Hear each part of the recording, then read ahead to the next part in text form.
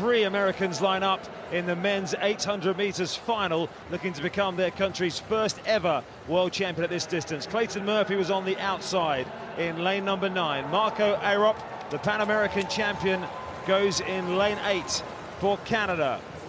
Ferguson Rotich, 4th in 2015 at the World Championships, the fastest on paper in this field, 1:42.54. Wesley Vasquez tore it out in the semi-final. Will he go for the same tactics this time? The Pan American silver medalist for Puerto Rico. The world bronze medalist from 2015, Amal Tuka of Bosnia-Herzegovina, goes in lane 5. And in 4, on paper, the favourite, Donovan Brazier, the US champion indoor and out, the Diamond League winner. 1:42.7 this year. 3rd fastest in the world. Adrian Ben of Spain, the European junior bronze medalist, just 21 years of age, making a high-quality, world-class final. And Bryce Hoppel on the inside, the US collegiate champion indoor and out, the US bronze medalist, the 3rd of the 3 Americans in this final. 8 different men lining up here, then lined up in the London 2017 final. The event has evolved. Who will take the title? 2 laps of the track.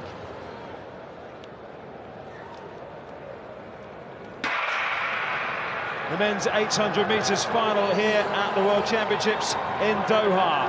Wesley Vasquez already in the white and red of Puerto Rico, who did go blazing out in that semi-final and just about managed to hold on. Inside him in the blue, Donovan Brazier shadowing him all the way. Won't want to let Vasquez get too far ahead in these early stages. Arop of Canada comes across into 3rd, ahead of Clayton Murphy, then Tuka. Rotich on the outside, the fastest on paper in the field, don't forget, ahead of Donovan Brazier. And Hoppel and Ben complete the lineup in these early stages. Jenny Meadows. These are the same tactics that we've seen in the heat and the semi from Vasquez. He likes to take it out, doesn't he? And really closely followed behind by the American Donovan Brazier. So they hit the bell then. The time at the bell is 48.96, and it is quick. That is the fastest split in World Championship history. Vasquez from Brazier, then 3 or 4 meters to Tuka. Arop in 4th, Clayton Murphy 5, Rotich 6, and then Hoppel in 7. But Brazier now moving onto the shoulder and challenging Vasquez down the back, who doesn't seem to have any answers. Brazier striding out with 250 meters still to go. The gap's opening up now. This is steeringly quick from Donovan Brazier. Vasquez and now Tuka will challenge for the 2nd place, and the rest have got plenty to do. Rotich running on strongly from the back, but it's Donovan Brazier coming round into the home straight and beckoning history. Potentially the first US man ever to win a world 800 meters title. Brazier is moving away, Tuka in 2nd, Rotich closing for 3rd, but it's a moment in time for the United States. Donovan Brazier, 1:42.34, what a time! It's a new US record. He smashed Johnny Gray's record that stood for 34 years. What a performance from Donovan Brazier. Carried the weight of the US expectation, and he is their first world 800 meter gold medalist, ahead of Tuka, who took the silver, and Rotich of Kenya got the bronze. Donovan Brazier, he's just produced something incredibly special there. A championship record. Athletes all over the world come to these world championships hoping to peak their performance. In the 17 editions of those championships, that is the fastest we've ever seen. Amazing scenes there. And Tuka ran well as well, didn't he, to take that silver medal, an upgrade from his bronze 4 years ago in Beijing. But 1:42.34 for Donovan Brazier, a US record, championship record, and his first global medal.